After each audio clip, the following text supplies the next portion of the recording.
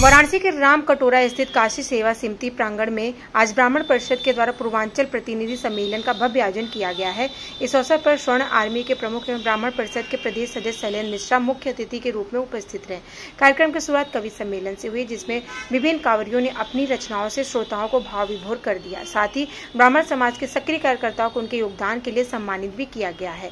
मुख्य अतिथि शैलेंद्र मिश्रा ने अपने उद्घोषण में कहा है कि अब तक किसी भी सरकार ने ब्राह्मण समाज को वो स्थान नहीं दिया जिसके वे वास्तविक रूप से हकदार हैं। कार्यक्रम में इसमें क्या कहना चाहेंगे, क्या संदेश देंगे इसके माध्यम से? आज हमारा प्रथम परिचय सम्मेलन वाराणसी में माननीय गंगा प्रसाद पांडे जी के नेतृत्व में संपन्न हो रहा है। हम लोग प्रयागराज से आए हैं और किसी भी संस्था की उपज और जन्म परिचय से ही शुरू होता है।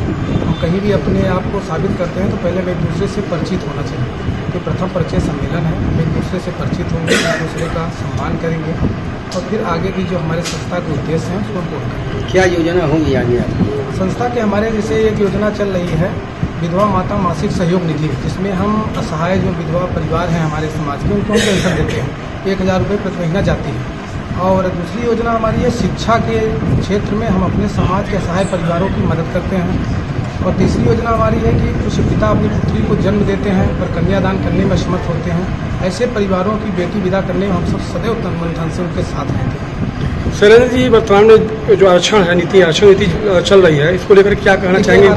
आरक्षण पे तो हम लोग शुरू से ही हमारा मुद्दा हम विरोध करते हैं कि आरक्षण जातिगत न होकर आर्थिक आधार पे होना चाहिए, और चाहे जिस वर्ग का हो, क्योंकि ब्राह्मण न कभी जातिवादी रहा न भाषावादी रहा। ब्राह्मण सदैव सनातन धर्म को लेकर राष्ट्र हित में सोचता है।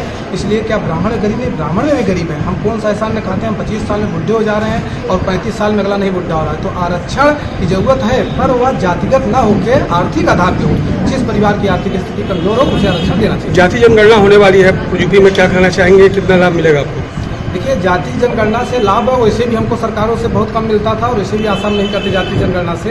तो हम अपने कर्मों से, हम अपने स्वेच्छा से, हम अपने संस्कारों से, अपने विवेक से खाते हैं। तो हमको उसके बहुत ज़्यादा नहीं है, पर यह है कि हम ये चाहेंगे कि मानवता बनी रहे। हर समाज एक दूसरे के सहयोग में मानवता के लिए कार्य करे, किसी की निंदा स्तुति न करे। हमारी संस्था हम किसी की निंदा नहीं करते। हम अपने समाज को मजबूत बनाते हैं, अपने समाज को दिशा दिखाते हैं। हम किसी की निंदा स्तुति करने के लिए नहीं बैठे।